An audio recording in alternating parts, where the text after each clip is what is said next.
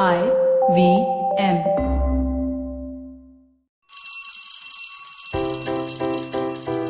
Hello one, hello all. Welcome to the Diary of the Traveling Professor. And I'm Siddharth Deshmukh, your friendly neighborhood traveling professor himself. Well, what do we have in store for you today as my diary entry? Last time we just covered the unfair and ugly thing, right? The HUL thing. And I thought, hey, you know what? Let's take a break from all this negative shit and look at something really interesting. What makes life interesting? Well, for a lot of people, there's an app for that. You know, apps have suddenly changed the way in which we look at a digital landscape, especially in the last few years. Apps have come up for almost everything, right? You know, your health is being monitored by an app. Your battery usage is being monitored by an app. WhatsApp is an app. And so is the IVMpodcast.com is also an app, you know. So the whole deal is that the world is moving towards an app. So the question came to my mind, okay, when do I, as a small business owner or a website provider or a website owner or a business owner actually come up with an app for myself? This question actually arose for the first time when I was in the events industry. Yeah, I did that for a while. And the funny thing is that every event had an app, and I was like banging my head thinking about people who were looking at apps for events. You know, in events, you just collaborate and then you evaporate. What's the big deal about actually having an app for something like this? Right? That's what I thought. And boy, was I wrong. I used to try and convince event organizers not to have an app, but they did an app in any case. And funnily enough, and much to my chagrin, what happened was people downloaded the damn app, even though it was for a very short duration. It did not make logical sense. So from that time, I've just been trying to understand the deep theoretical background as to why people download apps for temporary purposes. And then I realized two deep things about an app and why apps are rapidly taking over the landscape. The reason number one is what I would say, if it's an extension of your life, then perhaps there's an app for that. So if you're going to be communicating, there'll be WhatsApp. If you're going to be commuting, there'll be an Uber. If you're going to be concerned about your health, there'll be something else. If you're concerned about your diet, there'll be something else.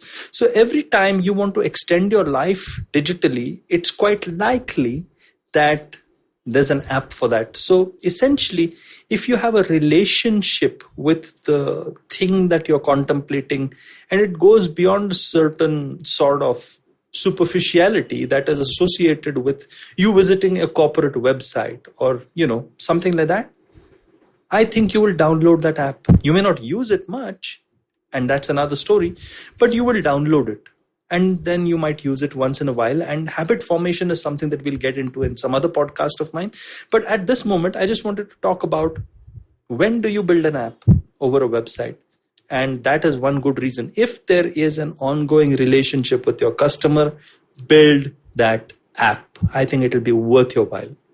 And the second thing is, and this is the interesting one, and it relates back to the whole event business that I was talking about. It really doesn't matter whether the event is temporary or not, is what I realized, right? Now, the reason why it doesn't matter is because I believe that people love to belong. And when you download something which is connected to an event, you're belonging to that event. And so you feel that there is a certain kind of exclusivity that's afforded to you by that event that other people who are not going to that event actually are missing out on. So anytime an app is giving you some level of exclusivity, well, you have got an app for that. And there should be an app for that. Well, life gives you lessons, right? I learned a lot of digital lessons when customer behavior moved completely differently from what I thought or what I expected. But I learned a lot about app building from that. these are my initial thoughts on whether you should build an app or whether you should download an app or whether you should, what kind of feelings do you associate with an app? By the way, apps are creating a huge amount of issue for companies like Google, right? Because nowadays, when I'm searching for improving my health, since I have a relationship with my health app, why should I use Google's vanilla search engine? So apps are changing the landscape, but we need to be intelligent about the way in which we actually think about apps if we are building one. Well, I hope you like this diary entry of mine. Many more to come from where this came from.